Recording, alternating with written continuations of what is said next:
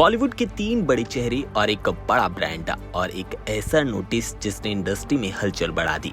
दरअसल शाहरुख खान, अजय देवगन और टाइगर श्रॉफ तीनों एक एड में साथ नजर आते हैं। अब यही एड सवालों के घेरे में है और महाराष्ट्र एफडीए ने उनसे जवाब मांगा है।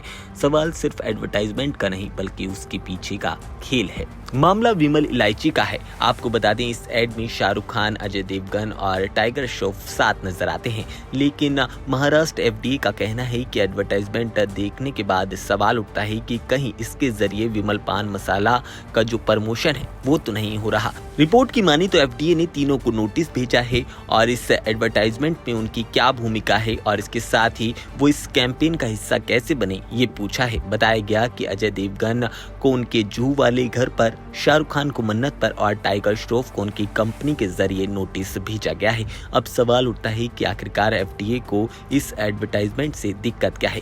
दरअसल डिपार्टमेंट का कहना है कि विमल नाम मार्केट में जो मेन रूप से लिया जाता है वो पान मसाले का ब्रांड है। ऐसे में इस ब्रांड के साथ इलायची का जो एडवर्टाइजमेंट हो रहा है उससे व्यूअर्स सीधा पान मसाला पर पहुंचते हैं और वही उनके जहन में आता है। यही वजह है कि एफडीए ने पूरे एडवर्टाइजमेंट को सवालों के घेरे में रखा है और प्रमोशन एंगल पर सवाल उठाए हैं।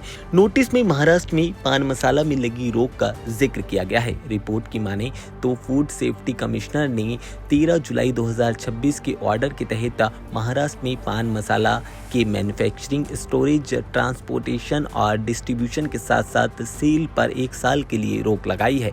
ऐसे में एफडीए जानना चाहता है कि एडवर्टाइजमेंट में सेलिब्रिटीज की क्या भूमिका थी और क्या इस ब्रांड प्रमोशन में कोई खेल चल रहा है। हालांकि अभी तक ये कहना सही नहीं होगा कि तीनों सेलिब्रिटीज को दोषी ठहराया गया है। नोटिस का मतलब होता है जवाब मांगना। आगे डिपार्टमेंट उनके जवाब और पूरे मामले की जांच के आधार पर फैसला लेगा। शाहरुख खान, अजय देवगन और टाइगर श्रॉफ जैसे बड़े स्टार किसी ब्रांड कैंपेन का हिस्सा हो तो एडवर्टाइजमेंट की जो रीच होती है वो काफी ज्यादा बढ़ जाती है। इसी वजह से ये मामला सोशल मीडिया पर काफी ज्यादा अटेंशन ग्रैब कर रहा है। अब सबकी नजरें तीनों एक्टर और ब्रांड की तरफ हैं कि एफडीए के नोटिस का वो किस तरह से जवाब देते हैं और क्या जवाब देते हैं।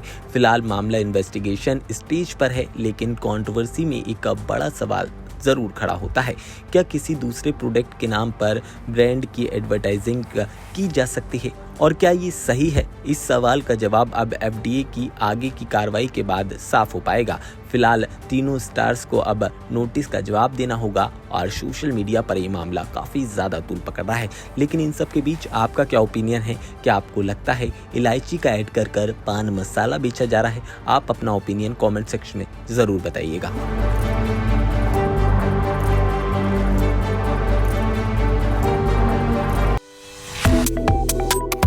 Subscribe to One India and never miss an update. Download the One India app now.